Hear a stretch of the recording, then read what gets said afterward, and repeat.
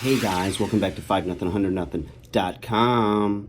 I am Fugit, the fittest underdog guru using intelligent tactics. Today, guys, I want to tell you the secret behind why no contact works.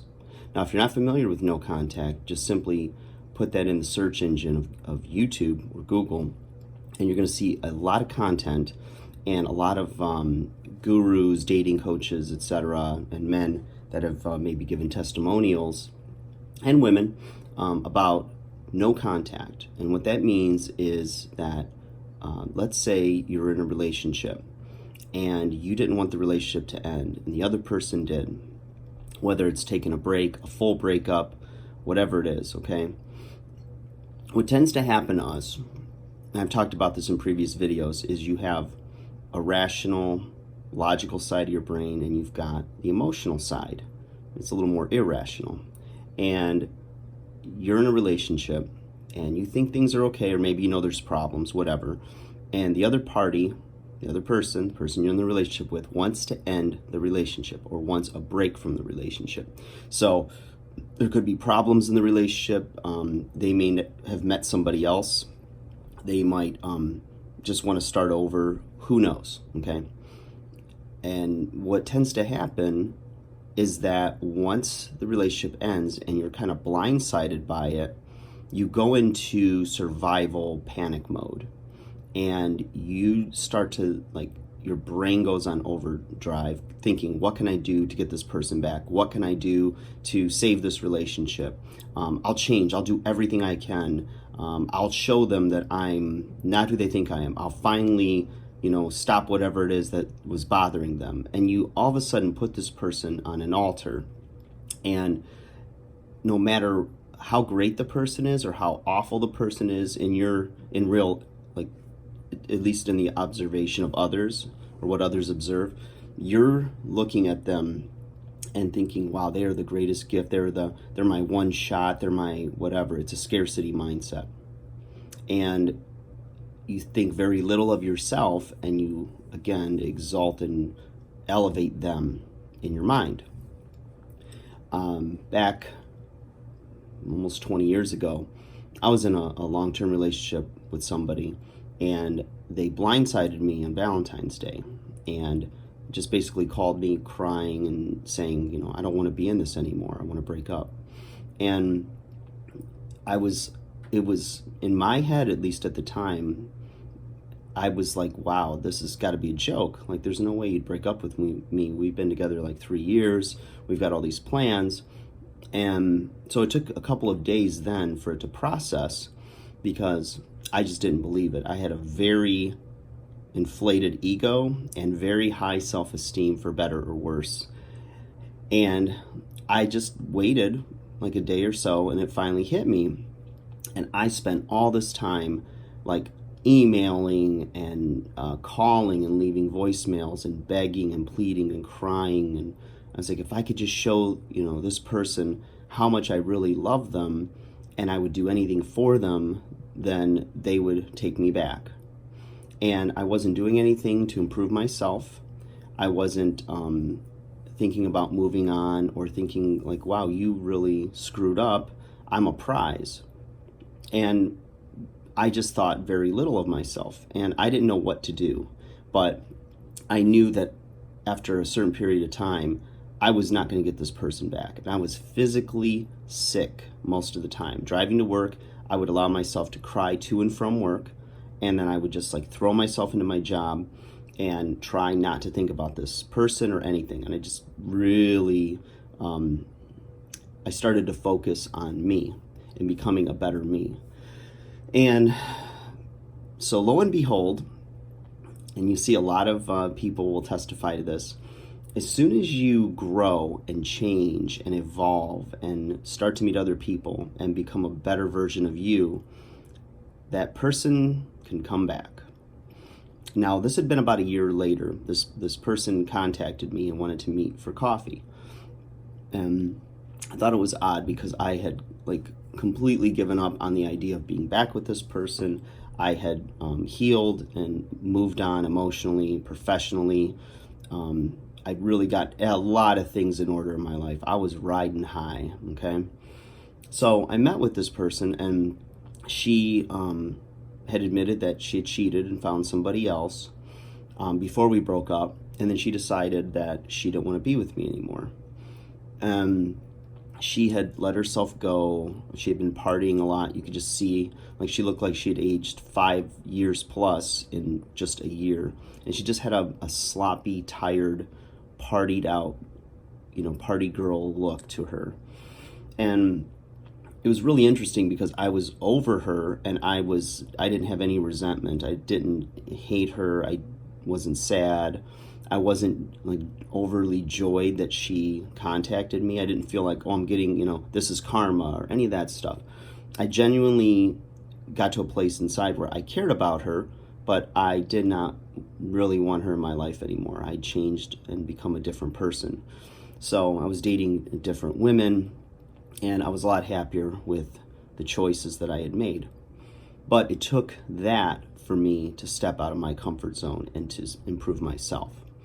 Now, what tends to happen with no contact is, I think from the perspective of the dumpee, the guy especially, will be specific in this one.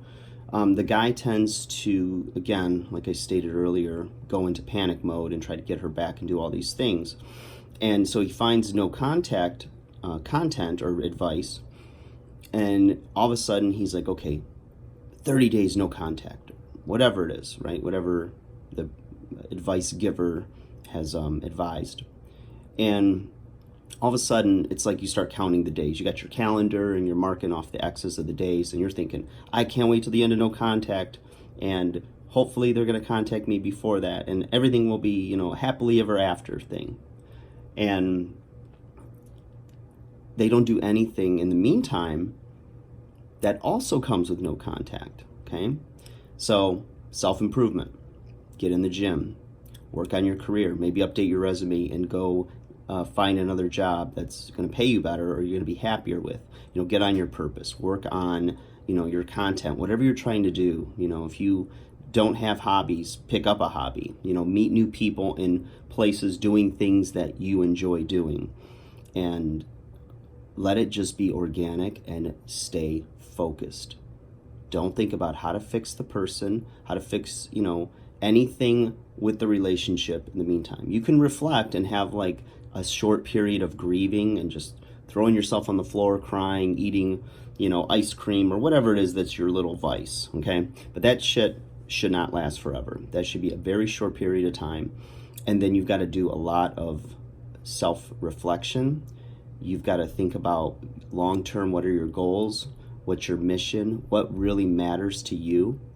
And, improve those areas of your life. And as they say, get your shit together so that you be your best version of you.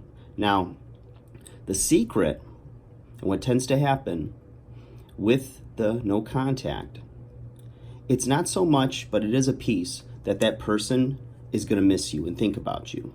You're showing strength by not contacting them.